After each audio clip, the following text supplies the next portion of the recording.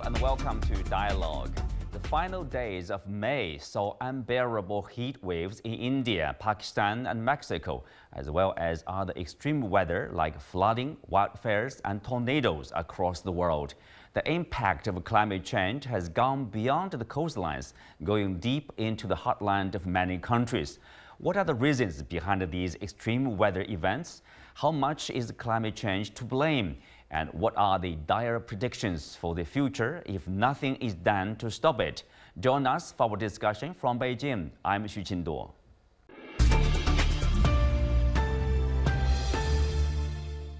Joining me today are Ma Jun, Director of the Institute of Public and Environmental Affairs, Prasoon Singh, Fellow and Area Convener at the Energy and Resources Institute in New Delhi. Welcome to Dialogue. Well, extreme heat recently swept through India, Pakistan, with most areas experiencing temperatures, exceeding 40 degrees Celsius or close to 50, I would say. The southern part of Pakistan just experienced a temperature of 52 degrees Celsius, approaching historical highs. In India, at least 85 people died within one day due to the heat. In Latin America, you have, this high temperature killed 48 people in Mexico. Prasoon, you are in New Delhi, so I would like to start with you. What's it like, living in the weather in a high temperature as high as like 49.9? So as you've said, Delhi, even entire North India is facing a heat wave situation right now. From the last 2 weeks, I would say the situation is not very good.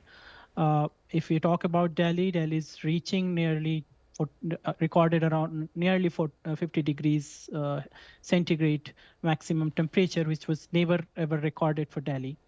As far as the entire North India is concerned, we are the entire North India, even northwest and eastern peninsular India is under severe heat wave situation.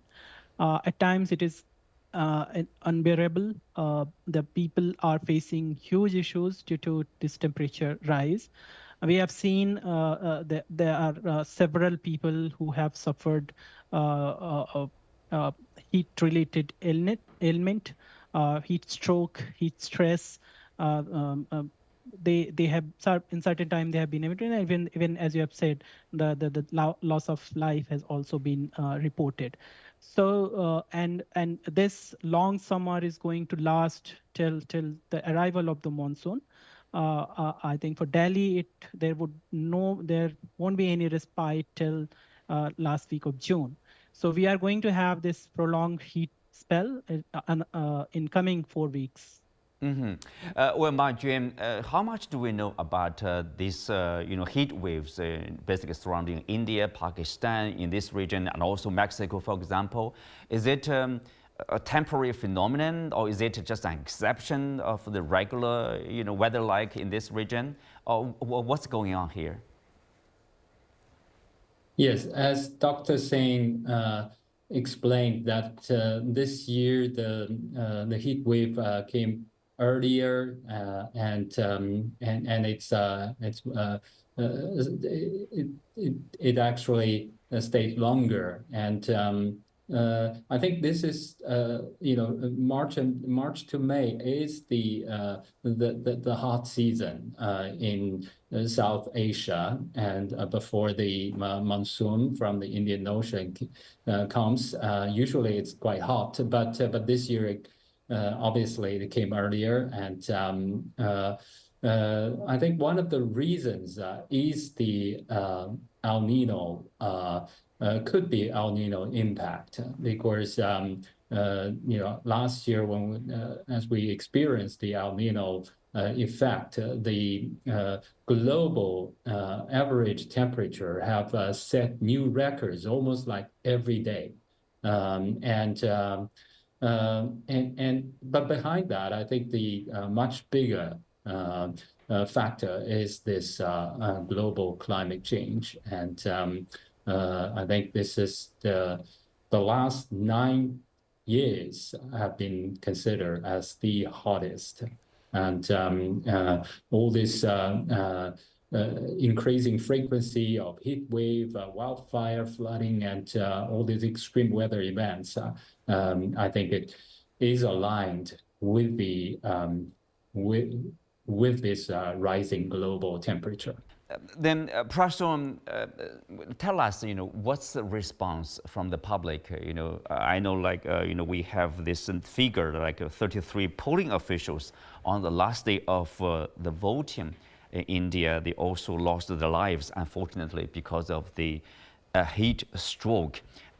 For ordinary folks, regular folks, what's their response? Like, what did they do, or what are they doing to protect themselves? Or what kind of government do probably to help lower the temperature or prevent people from exposure to such high temperature? So as far as the response, public response, as I've said, there are certain deaths reported during the polling, last phase of the elections polling, where the polling staff have suffered losses. This happened in Uttar Pradesh, one of the state in northern state of India. As far as the government policies and are concerns, the government machinery right now at that time was busy in elections. There were certain guidelines which was issued by the department in India, and they have given the warnings. And there were certain areas where they have given the warning as red alert, where you're not supposed to go out, be indoors, keep you hydrated. These are SOPs which has been issued by the nodal agencies. People are following, but people has to go out for work. And these long heat spells are impacting their health, and they are facing huge issues. The problem here it is also like there is a lack of attribution of health risk to the heat stress directly. That is one issue where these numbers may be up. That we are facing huge health concerns due to high heat spells in the country, but attribution is not done directly to the heat stress. It could be from other reasons also, because there is no direct guidelines or direct objectivities has been assigned to determine that and link this with the health. So, and people are facing issues. People are falling sick, and that is the situation. As an expert in this region, do you also observe, or your study, your finding, drew such a conclusion that we are seeing more and more frequent extreme weathers? Obviously, all the climate we assess the climate projections for India for entire country, for states and local level. What we have found that under RCP's warming scenarios, extreme events are going to increase. We are going to have more extreme events in terms of wet weathers. That means we are going to have extreme rainfall. The frequency has increased in time, and in future it is going to worsen. So we are expecting to have more extreme events for both temperature and for the precipitations. So in the monsoon season, we are expecting a high intensity rainfall led to flood and flash flood at a certain time. Cloudburst kind of situation we are facing everywhere. What is happening is the intensity has gone up tremendously. And the events which used to be once in 100 years, it is coming to once in 50 years. So the intensity of these events and frequency of these events has gone up in all the emission scenarios that we have observed and simulated through our global climate modeling. So in conclusion, we can say that in India, most part of the country is going to face these kind of climatological extremes, and measures need to be taken up to how we are going to mitigate and adapt ourselves to prevent such kind of losses and damages to property lives and economy in the country. Well, Ma Jun, earlier you mentioned about this El Nino Pacific Ocean warming effect. There's also this, the organization of the UN, World Meteorological Organization, says there is a 70% of chance that El Nino that has contributed to the spike in global temperatures will swing to its opposite, La Nina cooling phase in late summer. Tell us more about this change, this switch. Sure. Yeah. Last year we experienced the El Nino effect. This effect is demonstrated by the rising temperature of the middle and eastern part of the Pacific Ocean along the equator in the tropical region. So with El Nino effect, it will cause it actually add more impact on the global warming. And La Nina, it's something right opposite. The surface water of the middle and eastern part of the Pacific Ocean in the tropical region will actually be cooler than normal. So that's La Nina. And this year, it has been observed that the temperature of the sea temperature is getting is dropping, and it is predicted that La Nina effect will follow. Mm-hmm. Of course, with El Nino, the global warming, as I mentioned, is getting worse. Last year was considered to be the hottest ever since we have meteorological monitoring, and based on some modeling research, it is considered to be the hottest among the last 120,000 years. But this year, according to some forecast, the global temperature could set new records. This is because, yes, a La Nina effect will actually will have a cooling impact on the global temperature. But this won't happen right away. So the year following the El Nino could also experience extreme weather events, including heat waves. So this is what we are experiencing. I have to point out that La Nina, we actually, before last year's El Nino effect, we have a 3-year of La Nina effect in stretch, but that hasn't actually stopped the last 9 years to be the hottest ever. So the conclusion basically is like, despite the switch to La Nina effect, climate change is still getting worse and worse, or we are facing more and more challenges. That kind of trend is not changed. That's quite true. Yes, it may help to prevent,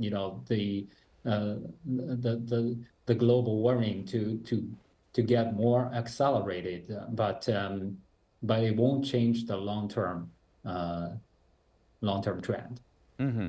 Well, Prasoon, of course, besides what we feel, how we struggle under this extreme weather, there are also other potential health hazards. It seems, at least there are reports, from the European Environment Agency saying that the diseases are moving north. Mosquitoes, ticks carrying infectious diseases, are gaining foothold in many parts of Europe. I mean, how big a danger is that? Yes, as the warming happens, the vector-borne diseases, especially waterborne diseases, are going to increase. We have conducted a study where we have looked at the spread of malaria due to climate change in Indian states, and we found that the spread is quite prominent. Once the temperature rises, it gives optimal temperature for mosquitoes to breed. If the temperature is rising significantly in European countries, it will facilitate, I would say, the breeding ground for mosquitoes, and then it will lead to vector-borne diseases. So yes, climate change has a n number of impact on health. It has direct impact. It has indirect impact on several sectors. Sectoral impacts, if you're going to assess, we are finding the climate change impact on agriculture, on health, on vector-borne diseases, on transport, on disasters, you name it. So climate change it's a global phenomenon. It's going to affect everybody, and every geography is going to be affected. But the issue with countries or developing countries, they don't have that kind of resilience measures and adaptation measures in place to withstand those kind of the negative consequences of these kind of phenomena.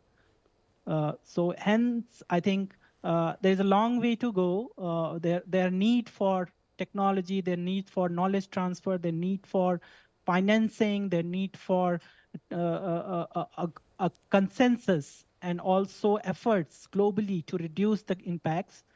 And in that sense, I think the global negotiations and COP events are being helpful. And we hopeful that these negotiations move forwards, and the targets which countries have set for themselves should be achieved.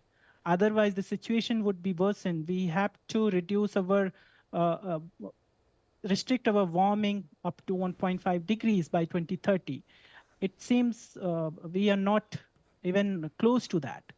So the consequences of these kind of changes in climatic parameters, we have to be ready for disastrous events in future.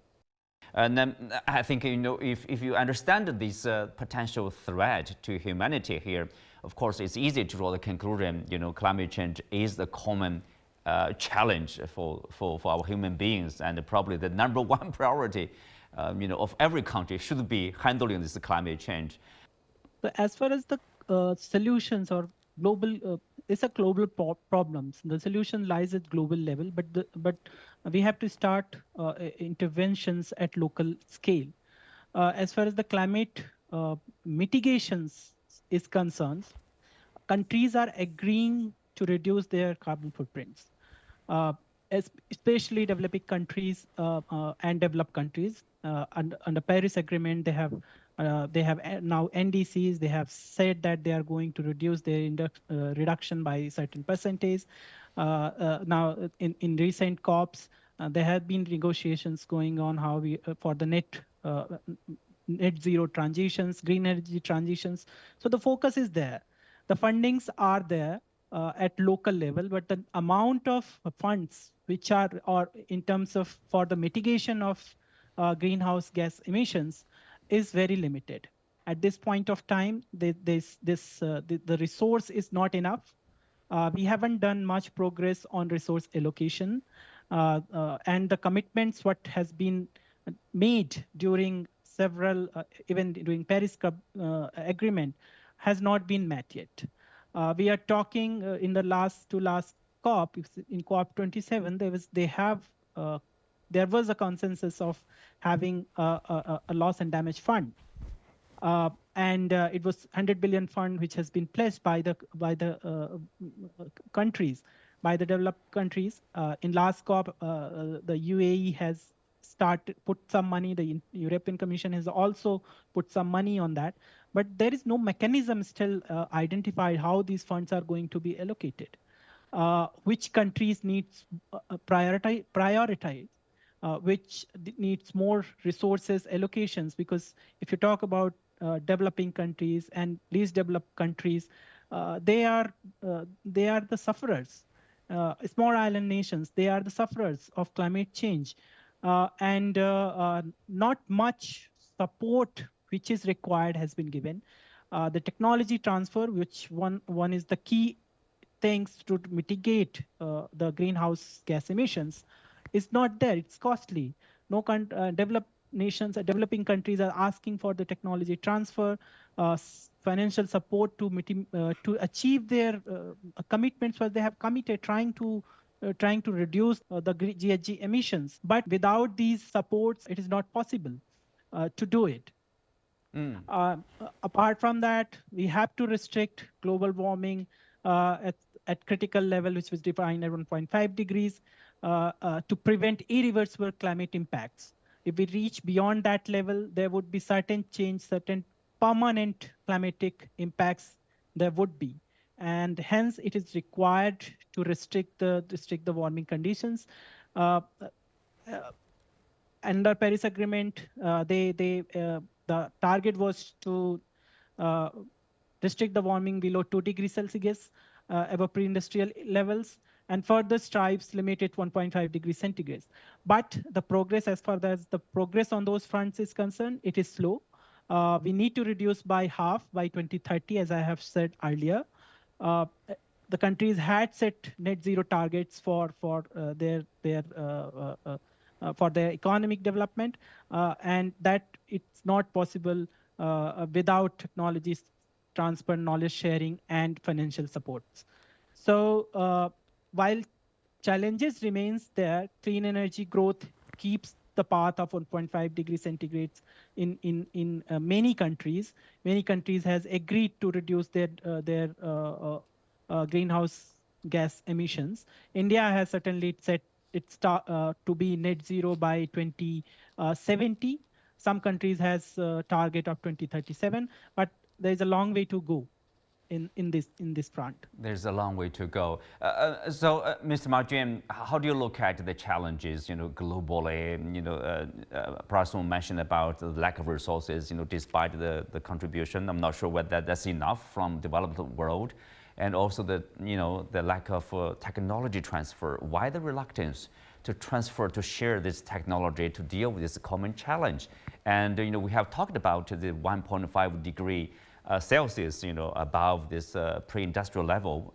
But obviously, it seems like we are having difficulties in realizing that kind of goal. How do you characterize the problem now? Sure. Yeah, I agree with Dr. Singh. I think, first and foremost, we need to help those, particularly those least developed countries. They make little contribution to these global warming challenge, but they have suffered tremendously from that. And just taking heat wave as an example, in the global north, I think when all these facilities are there, when there's a sufficient access to energy, to power electricity. So when you have heat wave, then people switch on the air conditioner. But in many underdeveloped countries, in the least developed countries, there's no such kind of options. And sometimes during the worst peak, during the peak heat wave, then there's a power shortage, and that will cause a lot bigger impact on the public health. So they need help, and funding have been promised, and it hasn't. But the commitment have not been fully delivered, and even with that commitment being delivered, it's still just a proportion of what is needed for the total, for the real adaptation to the changing climate. And so on this, there's still a real gap there that we need to recognize. And then fundamentally, we need to solve the problem. We cannot solve the problem without emission reduction. And the world have come together. 150 countries and regions have committed to net zero. But in the meantime, the whole world, have made progress, but it's still not fast enough. And so far, according to the IPCC research, the research by the environmental agencies, there's no reliable path to reach that 1.5 degree, temperature to try to keep the temperature rise below that. There's no reliable path. So we need to hasten the process. And globally, last year, we were at the COP28 to witness that the whole world reached a consensus, reached a UAE consensus that we will transition away from fossil fuel and try to triple the renewable energy capacity. Yeah, that's a very, very important step forward. Having said that, due to this, partially due to the geopolitical tension, there's the development of renewable energy have been also been considered as some sort of a part of this global competition, and so we're actually seeing more trade restrictions set up in different parts of the world. So, Ma Jun, are you talking about? Yeah, sorry to jump in. Are you talking about this? For example, this the trade of renewable products like the EVs, like these solar panels. We have seen the U.S. impose like more than 100% of tariffs on Chinese EVs. European Union is modeling basically similar actions against the Chinese EVs, solar panels, etc. Of course, the consideration is politics or geopolitical competition. So can I say, somehow, we understand the priority should be the fighting climate change, but somehow in reality, for countries, they shoulder, bigger responsibility, but their priority is actually something else, not fighting climate change, but their so-called national interests.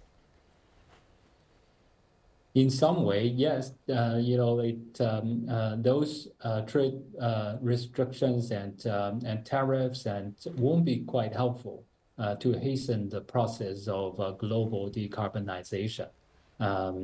It will work on an opposite way.